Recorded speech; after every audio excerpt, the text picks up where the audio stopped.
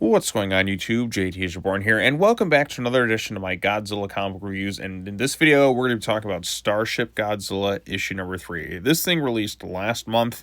I'm finally catching up on Godzilla comic books from IDW that I have been lacking behind for quite some time. So this is part of the Kai-Sei Era universe. I already covered the first 2 issues, so you can go ahead and check out those videos on my channel.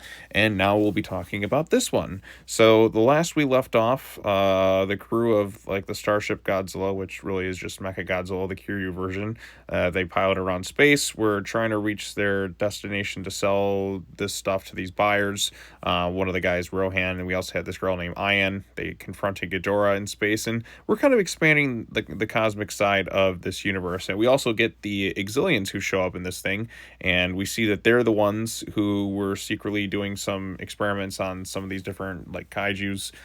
They want their Kai-Sei energy, it seems, and other nefarious reasons. But there also is something else at the end of the issue that kind of like leaves things in a rather interesting place. So meanwhile, we have Ayan there, and she's off going on her own little adventure, confronts the Exilians at some point. Rohan is making deals with this Exilian leader known as Vera. She looks like Kumi Mizuno from, of course, Invasion of Astro Monster. Ayan discovers the this kaiju is being abused, but then she is end up getting saved by some other mysterious character who Ayan seems to be kind of infatuated with. They don't give this character a name. In fact, I'm not sure if it's a guy or a girl, to be honest, but it looks kind of like a girl, I suppose. It's hard to tell sometimes with comics. Like, I can clearly tell with Vera. I can clearly tell with Ayan. I can't tell with this character because, I mean, it looks like they're, to be honest, they're dressed like Super Saiyan 3 Goku. They kind of look like Super Saiyan 3 Goku a little bit with the long hair, but also kind of Raditz. I mean, look at the armor right there. That is clearly Raditz armor from Dragon Ball Z, but just a little bit of a pink tint, I suppose. So, I don't know.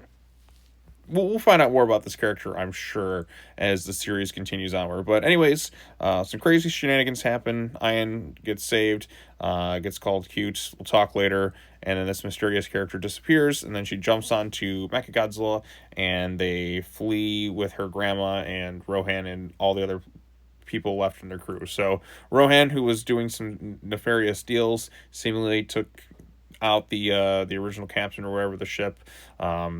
They go off and leave while the Exilians kind of like are upset that they got away. But at the end of the issue, we get the reveal that the Exilians find the familiar spike of radiation, and that is none other than Space Godzilla. Now, this is kind of interesting because Space Godzilla typically is blue, but this version of Space Godzilla is kind of radiating like green crystals, which I think looks kind of neat. Like, it's a different style for the character, and you know, with Space Godzilla being confirmed to appear in Godzilla Kong Supernova, maybe this is kind of a hint of which direction they might want to go in with his design and color palette. Although, I feel like you got to have the blue with Space Godzilla, so that's just me. But, God, I'm so curious to see how they're going to do Space Godzilla in the next movie, because he's only appeared in one film, but Space Godzilla is so kind of iconic as a result of, like, appearing in video games and comics and all sorts of subsequent media, that he's only gained in popularity, and just can see him like show up again in some other like major fashion, I think will be pretty cool. But overall consensus, this is a pretty fun little issue. I don't know why these two characters are staring at each other, because they didn't really meet each other in the issue, but I guess maybe they're some sort of like rivals to one another. But we'll learn more about this character, I'm sure, maybe next issue or the issue after that. But Ayan seems to be infatuated with them, whoever they may be.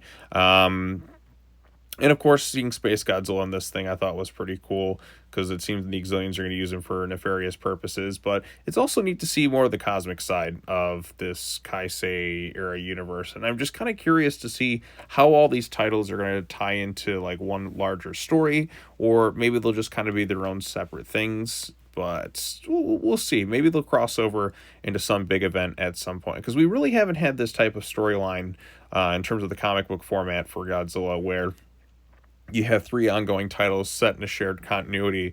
We've never seen all these maybe just cross over together at some certain point, but I'm sure we'll probably get some big event down the line, and that's the thing I'm most like intrigued for, because we got the Lament stuff in the main book, we have the Wanderer with the kids in that in the Dead Zone, and then of course we have Starship Godzilla where they're traveling the cosmos and all that other stuff. So, but overall, pretty decent. I think out of the three books, though, so far, I like the Dead Zone one the most. Then the main book, and then Starship Godzilla is still kind of in third place. But like I said, I do like the sci-fi cosmic elements there, and going to visit different planets and that with Mechagodzilla as basically this spaceship. So, yeah, and plus Space Godzilla at the end. I thought that was a pretty awesome like reveal, because I'm excited to see more of Space Godzilla in the near future. Anytime you throw Space Godzilla in there, I get excited because he's one of my favorite kaijus.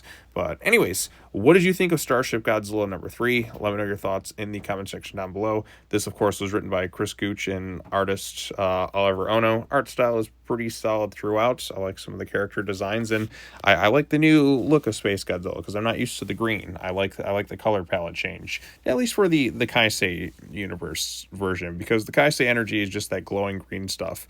So I mean, it's consistent with that. So, but do you also sometimes feel like that maybe there is a bit too much just green, and you want to see a variety of color palettes kind of mixed in?